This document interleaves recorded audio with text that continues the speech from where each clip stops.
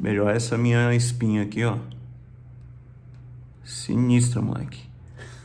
Parece aquele filme do Daniel Radcliffe que nasce um chifre na testa do bicho.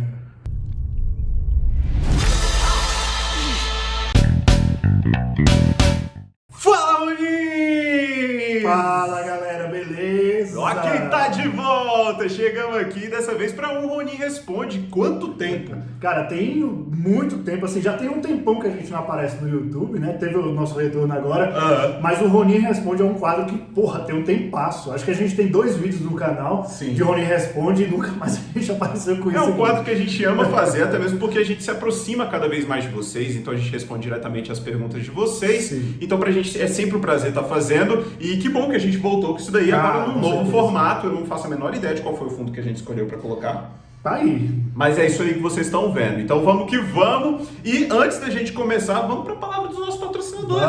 Vamos, que somos nós mesmos. Ataque de oportunidade, galera. Para lembrar vocês que lá no nosso site, editoraronin.com.br, a gente tem já o Herdeiro das Trevas, lindão ali, para vocês, da nossa querida Verônica e amada. Então vai lá que o precinho tá top.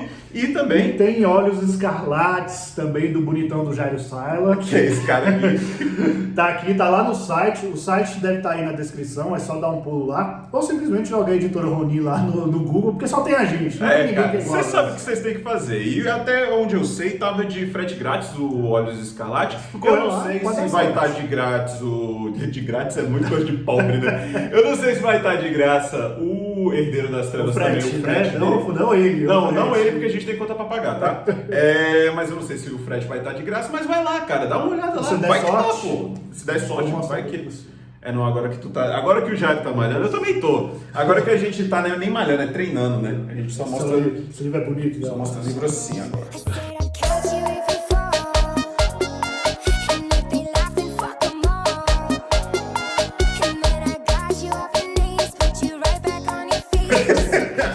Então vamos responder as dúvidas de vocês. Vamos lá.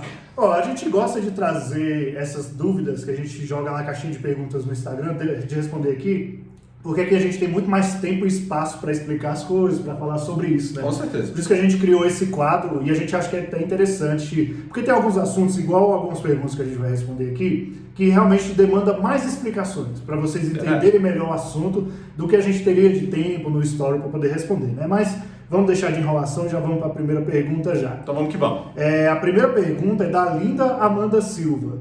Impressionante que todo mundo que faz mentoria com vocês lança livro. Fico feliz. Olha aí, com um reforço de autoridade aqui, né? Já começamos daquele jeito. Então, é linda? Linda. Então, linda, Amanda, não é... Vai que a gente tá chamando só ela de linda, ela pode né? ter uma autoestima. Mas você é linda também, minha querida. Um beijo pra você, obrigado pelo reconhecimento. Então, assim, não é uma unanimidade, óbvio, mas assim, a esmagadora maioria lança, sim, os seus livros. Sim. E a gente atribui isso a 2 coisas, né? A primeira coisa que a gente sempre atribui é o esforço do próprio autor. Exato. Ou seja, já que ele já está investindo numa mentoria com uma editora, que é com a gente, no caso, isso já mostra que ele está com muita vontade, ele ou ela está com muita vontade de publicar esse livro. Então é óbvio que de uma forma ou outra, essa pessoa vai sim encontrar o caminho da publicação. Exato. E a segunda é o nosso conteúdo, que modestamente é foda. Então assim, eu não meço palavras para falar do nosso conteúdo, cara. Os números não mentem. Então assim, é óbvio que o conteúdo é foda e é sem firula, galera. Porque eu não vou ficar naquele negócio de tipo assim, não, eu vou manter esse aluno aqui durante 3 meses, então ele vai ter que fazer 3 mentorias e eu vou dar em doses homeopáticas esse conteúdo para ele ou para ela, para que só depois essa pessoa consiga ir lá e publicar o livro. Não, cara, aqui você fez uma mentoria, a gente já sai com o problema resolvido e tá tudo certo. Para vocês entenderem o que é a nossa mentoria, é 1 hora de bate-papo que você tem com nós dois. A gente lê o seu texto antes da mentoria. Isso. E durante a mentoria a gente te dá todos os pontos positivos do seu texto e os pontos negativos que ele possui. E a gente ainda tira todas as dúvidas que você tiver. Ou seja, você sai da mentoria com 0 de dúvidas, sai exatamente com o que precisa fazer. E assim, não serve só para textos também. A gente consegue ajudar vocês, por exemplo, se o texto já está pronto, está finalizado, revisado, tudo bonitão, você só quer saber o caminho para publicar o seu livro, a gente ensina o caminho, a gente ensina como publicar ele de forma independente, como é o caso dessa galera que conseguiu. A gente ensina a publicar com outras editoras também, como já aconteceu. a gente te ensina até a abrir a editora, como já aconteceu também, duas vezes. Duas editoras. Ou seja, a mentoria, eu acho que é assim, tirando o Vivendo de Escrita, é o nosso conteúdo mais poderoso, né? Nesse sentido, porque realmente é um bate-papo muito pessoal que você tem com a gente e você sai dessa mentoria com zero de dúvidas. É um sucesso. E se você também já foi lá no site para poder dar uma olhada nos livros, vê se o Vivendo de Escrita ainda está com vaga aberta. Se tiver com vaga aberta, já entre para o Vivendo de Escrita, que o Vivendo de Escrita é o nosso maior projeto de longe. Ó, próxima pergunta agora é da V-Hope Brasil. Acho que é assim que pronuncia. Vocês cobram para publicar um livro e fazem a divulgação do autor no Instagram? Então, eu acho que, assim, como já tem um tempão que a gente não aparece aqui no YouTube, e aí chegou uma galera nova aqui, também chegou galera no Instagram, no TikTok, sigam a gente lá se vocês não seguem. É verdade. Tudo @Editora Ronin, galera. Só caçar lá, só tem a gente. Então, a primeira coisa que a gente estabelece aqui é que nós somos uma editora tradicional. Isso. O que isso significa?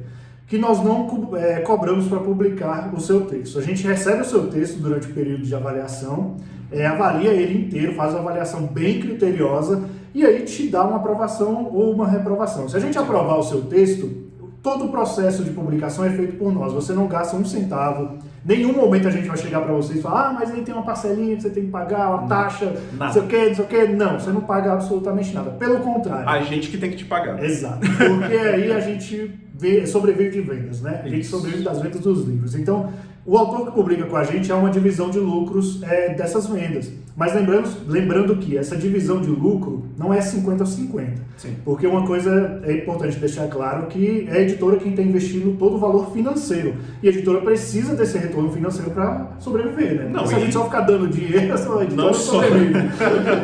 Não só a grana para realizar o projeto, mas Sim. também qualquer eventual crise que possa ter. Se tem aumento do papel no mercado, se tem devolução com gráfica, se tem qualquer problema com o fornecedor, quem resolve é a editora. Então, assim, isso tudo envolve tanto dinheiro quanto esforço da equipe inteira para poder estar fazendo isso acontecer. Então, essas coisas têm que ser levadas em conta. Ah, Juan e Jairo, já que não é 50-50, então qual é a porcentagem? Depende do projeto. Existem projetos que são muito mais caros de se fazer, muito mais trabalhosos, e existem projetos que a gente faz num piscar de olho, em um mês a gente já consegue resolver o problema. Então, assim, vai depender de qual tipo de projeto e também de qual é o tipo de público para o qual esse projeto vai ser encaminhado. Exatamente.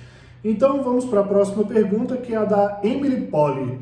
Uma dúvida, vocês aceitam sagas? Eita, essa é interessante. Essa é interessante porque vai pegar muita gente no pulo agora. Porque assim, a gente vai destruir muitos sonhos com essa... Não chegar a destruir. É a realidade, galera. É a realidade do mercado.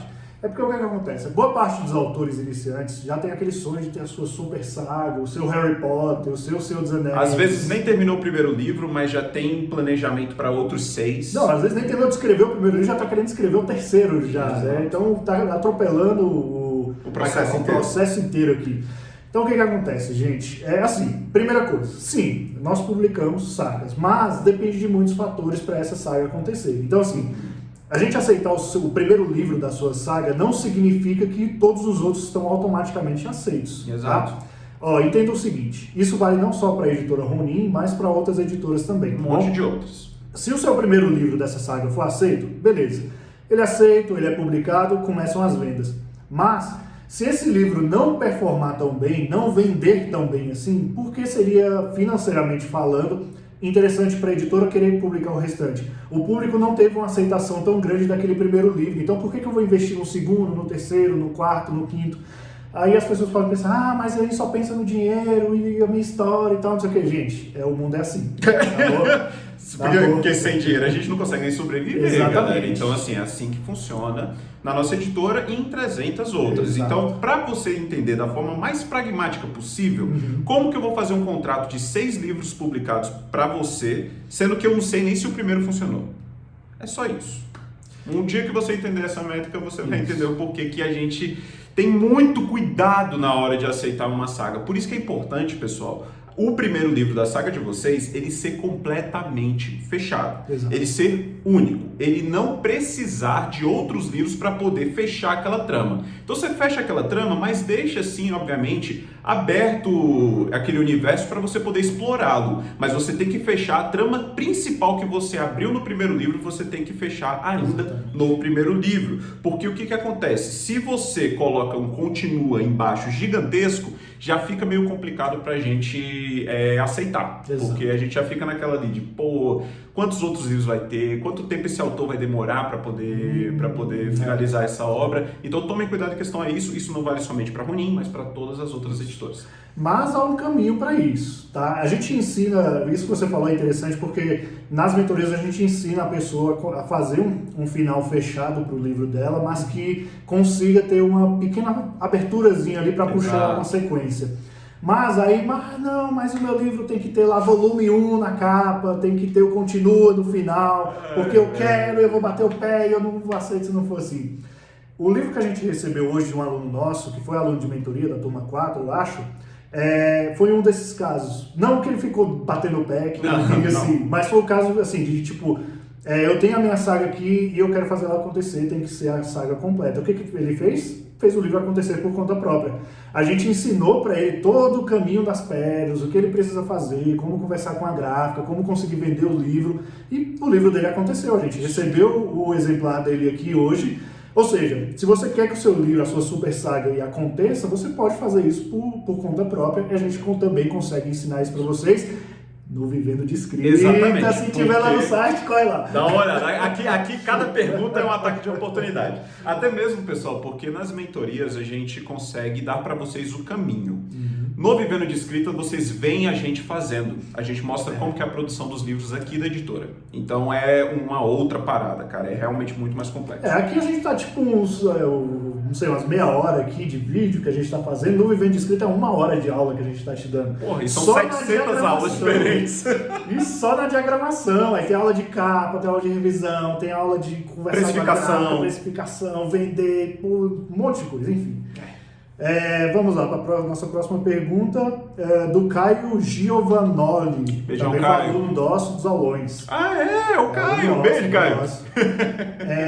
O que uma capa precisa ter para cativar o leitor? Isso é muito interessante, pessoal. Deixa eu pegar a capa aqui. Pega as duas logo, a gente consegue dar um exemplo aqui com os nossos próprios livros. Pessoal, uma capa, ela para poder chamar a atenção, ela precisa ter ali mais ou menos 3 coisinhas, né? A primeira coisa é o elemento central. O elemento central aqui do Herdeiro das Trevas aqui, por exemplo, é esse olho meio estilizado e tudo mais, que é aquilo que vai chamar a atenção, o olho, vai chamar o olho do seu leitor na mesma hora. Então, tem que ter um elemento central que seja chamativo. Então, aqui a gente colocou ele num douradão, com um degradezinho aqui, a gente até fez um relevinho aqui, não sei se dá pra ver, mas ficou bem bacana. E aqui no Olhos Escarlate a gente tem o rosto da Nif, né, que é uma personagem do Olhos Escarlate. Então aqui a gente tem isso como elemento central. Depois você tem que ter uma fonte que combine com o projeto. Então, por exemplo, aqui no Herdeiro das Trevas, a história, ela se baseia na mitologia grega. Então a gente colocou essas letras gregas aqui e tudo mais. A mesma coisa vale para o Olhos, que é um livro de mistério, de suspense e tudo mais. É muito holístico, então a gente usou essa fonte bem mais misteriosa, bem mais holística. Então, primeira coisa, elemento central. Segunda coisa, você tem que prestar atenção nas fontes. Traga uma fonte que combine com o projeto. E para poder finalizar, você tem que fazer a harmonização de todos esses elementos. Então isso é a harmonização de cor. E como que você faz a harmonização de cor? Você estuda um negocinho chamado semiótica. Então se você tem uma história que ela vai puxar muito mais para o lado das batalhas e de guerras, você usa muito mais o vermelho, que vai lembrar o sangue, o amarelo, que vai lembrar uma areia de arena, ou um dourado, que vai lembrar uma armadura, que é esse caso aqui. Se você vai trabalhar um suspense, você também trabalha basicamente as mesmas cores. Você trabalha um contraste entre o vermelho e branco, para você remeter ao crime, ao sangue e tudo mais, e você utiliza muito também tons de preto, que também ajuda muito a lembrar a noite, a momentos escuros, e com a obscuridade você tem também os crimes. Então você tem que estudar muito semiótica para você saber escolher as cores do seu projeto. Legal. Então vamos lá para a nossa próxima pergunta, da Isabela Melo DC. Quando vão abrir o envio de originais novamente? Amo vocês. Então, A gente encerrou o... Eu gostei do amo vocês, eu gosto do carinho de vocês. O que acontece? Primeiro, respondendo a sua pergunta, a próxima abertura de originais que a gente vai fazer é ano que vem. Isso somente, acontece em 2023. Isso, exatamente. A gente encerrou o último recebimento mês passado. Começou em junho e aí encerrou em julho. Ficou um mês aberto. Por que a gente só vai estender tanto tempo assim, né? Porra, agora é só ano que vem. Porque é uma enxurrada de textos que a gente recebe. Para vocês terem uma ideia, é entre 300 e 600 originais que a gente recebe por abertura. Então a gente deixa aberto durante o mês e recebe mais ou menos por volta entre 300 e 600 arquivos. E o que acontece? Quando a gente recebe, tem muitos textos que a gente já consegue aprovar de cara, mas aí acontece alguns casos de alguns textos que nos chamam a atenção, só que a gente acha que ainda não é o momento para eles. Fica com a estrelinha ali, porque nem sempre o livro, por mais bom que ele seja, ele é aquilo que a gente procura. Porque a editora até então lançou 10 livros. 10 livros? 10 livros. Então a gente tem 10 livros lançados e desses livros a gente tem diversos gêneros. E às vezes a gente está buscando um gênerozinho específico. E aí não é o momento de eu estar publicando uma outra fantasia se eu acabei de publicar fantasia, entende? Então às vezes não é que o seu texto ele é ruim ou que ele nunca vai ser aceito. Às vezes ele só não chegou no momento dele. E lembrando que a gente nunca vai falar o que a gente está procurando, tá bom? Porque se a gente fala se nós falamos o que a gente está procurando, só vai chegar isso aqui. E a gente não quer isso. A gente quer que vocês soltem a criatividade, escrevam o que vocês gostam, não o que a gente gosta, entendeu? Se for pra gente escrever o que a gente gosta, eu vou lá e faço o livro. Isso. Exato. E que vocês se acostumem a receber não somente da Ronin, mas de qualquer outra editora. Isso faz parte da vida de um escritor que quer tentar com editora. Então o não, ele já faz muito parte disso. Imagine que em um recebimento onde a gente tem 600 outros arquivos, você vai ser o único selecionado. Então é muito complexo, é muito difícil. Você tem que, além de contar com o seu bom trabalho, você tem que contar com a sua sorte também. Então você tem que dar a sorte de ser o que a gente precisa e tem que, obviamente, fazer um bom trabalho, porque se você não faz um bom trabalho, a gente não vai aceitar de jeito nenhum. Sim. E aí o que acontece? Por que a gente estendeu tanto prazo assim? Como alguns textos ficam com estrelinha ali, favoritados, que é pra gente ficar de olho neles, se a gente ficar abrindo recebimento de originais com muita frequência, vai acumular muito essas estrelinhas. E aí a gente não consegue dar atenção para essa galera. Ou seja, alguns textos que teriam uma oportunidade boa acaba não tendo porque a gente esqueceu, passou batido por nós, entendeu? Então por isso que tem que dar esse espaço de tempo bem longo, que aí é para a gente conseguir estudar o caso e aí conseguir responder vocês. It's true. E eu acho que é isso, né, cara? A gente já respondeu umas perguntas bem interessantes aqui. Eu acho que essas perguntas que nós respondemos hoje nesse vídeo, elas já pegaram bastante pessoas que estão chegando agora. Quem não conhecia a gente, como é que nosso trabalho funciona. Isso aqui é um vídeo perfeito para quem não conhece a gente. E se você também tem amigos que escrevem, tem amigos que gostam de uma boa escrita e de uma boa leitura, recomende a gente, cara. Compartilhe esse vídeo e curta esse vídeo, porque dessa forma você ajuda muito o nosso trabalho. Fazer esse tipo de vídeo é algo que dá trabalho, é um conteúdo que não é fácil pra gente fazer, porque a gente, além de cuidar da editora, além de cuidar dos nossos alunos, a gente tem que cuidar também das nossas redes sociais. Então, a forma que você pode fazer para poder apoiar a gente é curtindo, é compartilhando e é comentando, colocando aqui embaixo pra gente o que você quer ver aqui no futuro. Exatamente. Então, é isso, galera. Dê o seu like, compartilhe, ativa o sininho. Se não se inscreveu, se inscreve agora. E nos vemos no Instagram ou no próximo vídeo, sei lá. A gente se vê no próximo vídeo, na verdade na quinta-feira. Tá saindo vídeo aqui toda quinta-feira, religiosamente, ao meio-dia. Então, a gente vê você na quinta-feira que vem, se não cair nenhum meteoro daqui até lá. E se esses torpedos do Jairo não atingirem a gente também. Olha só esse braço. Esse braço fibrado. Pau!